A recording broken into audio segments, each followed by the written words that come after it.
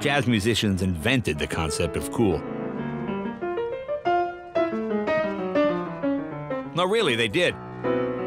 Jazz cats took one look at the rules of music and threw the whole thing out the window. And Herbie Hancock was on the front lines of this musical revolution.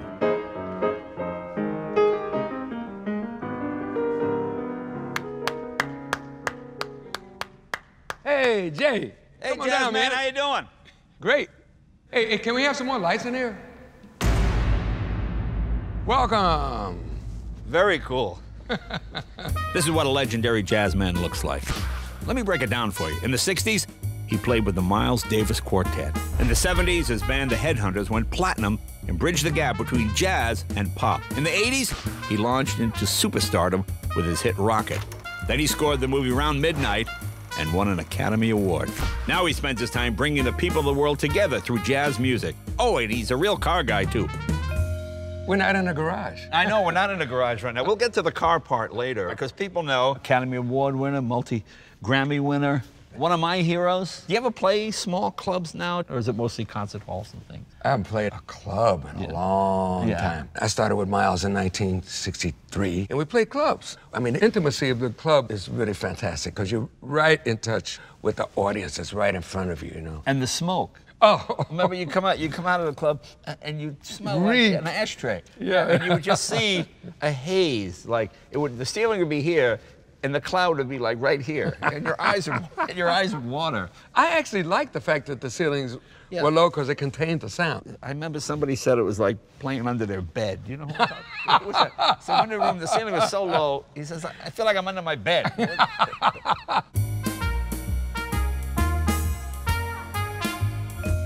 You remember playing a club called Lenny's on the Turnpike? Oh, absolutely. Yeah. I remember there was a young comedian that opened for you. You probably don't remember him. His name was Jay Leno. He had dark hair. You're kidding. No, I did. I opened for you and Miles, and I was... Really? Yes, it was fascinating because you, Miles Davis, 2 drinks, steak dinner, show, $12.95. $12.95? $12.95 with baked potato. Yeah. With baked potato? You got the baked potato. Oh, that's right. I forgot they had really good baked potato. They did have good baked potato there. Lenny's on the Turnpike. That was my jazz education. Because every famous jazz act in the world came through there. And I got to see them all, as close as I am to you right now. It was a magic time. Oh, yeah. Now, the other reason you're here, you're not only legendary, obviously, jazz man, legendary car guy. You are the longest original owner of this car in the history of the world. Yeah, that's true. This car is the essence of cool.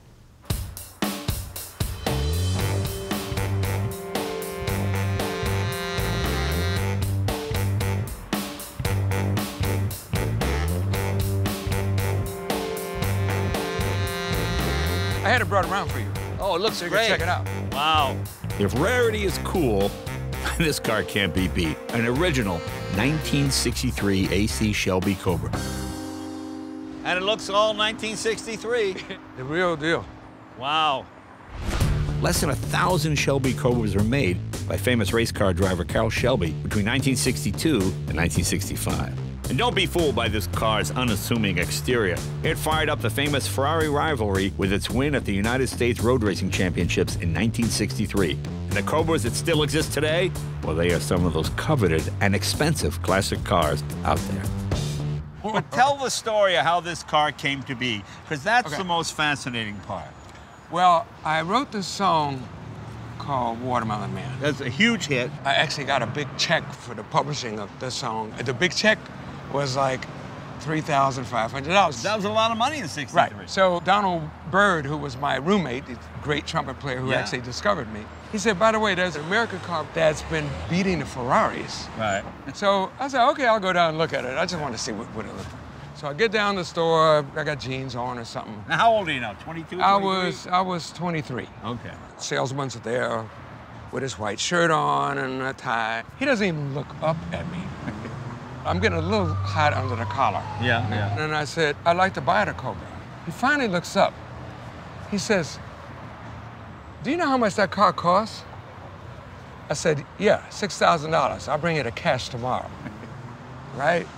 Was part of the reason you bought it because you were so mad at the salesman? Yep. Yeah, I mean, nasty salesmen have probably sold more cars than anything else. He did me a great favor. He has no idea what a favor he did. That's funny, that's funny. Okay, so you got this car, but you're a musician. You can't put any instruments in it. You can't even lock it. But it looks really cool. It does look really cool.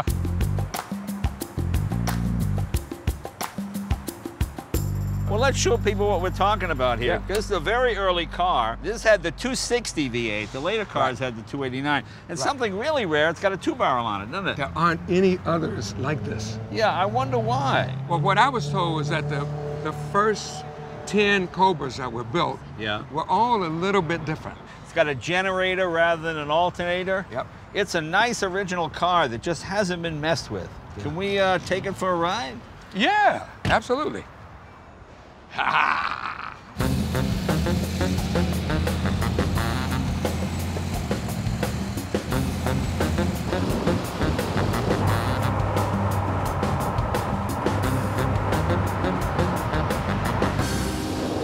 Now, does your wife get this, or is this just, oh, that's Herbie, he's got this weird thing with the car? I mean, does she get it? No. Now, Miles was a big car guy. He had Maseratis and Lamborghini. Was he a little jealous when you got this car? What do you think? Miles didn't know I had bought this car. Yeah. So after the gig was over, he said, look, I'll give you a lift home. I said, oh, thank you, Miles, I'd love to, but I drove my car here. So we get downstairs, Miles looks at my car and says, cute. Cute. Cute, right? Because he was driving, you know, a Maserati. Anyway, I get in my car, I pull up to him in his car, light turns green, I floor it, Miles floors it. So when I get to the stoplight, I have time to pull out a cigarette, light it. Yeah. It's gonna be cool, wait for Miles. Yeah, and I'm like puffing on my head. And then Miles pulls up on the side and he says, what the heck is that? It's not exactly his words, he had another word. Yeah. Right. And I said, it's an AC Cobra. Miles said, get rid of it. I said, why? He said, because it's dangerous. That's funny. And then he cut right out. That's funny. Went straight ahead. That's great.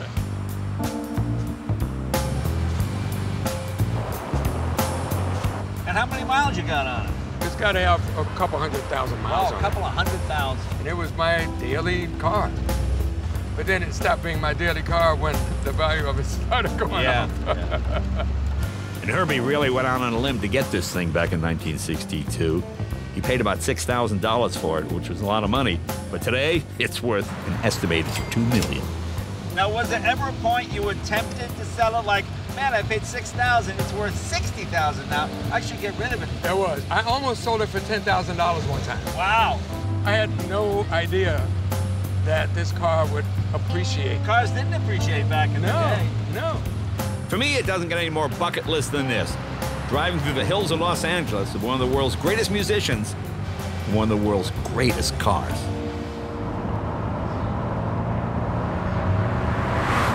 Still got it!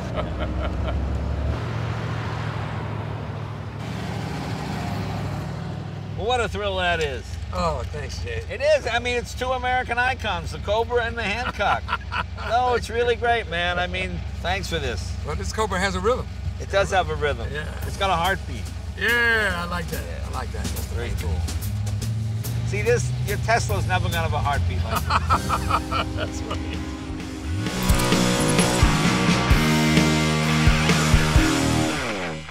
Hey CNBC fans, thanks for checking out our YouTube channel. Here you'll find videos from all your favorite CNBC shows. Be sure to subscribe by clicking right here. Click on the videos around me and watch the latest from CNBC. Thanks for watching.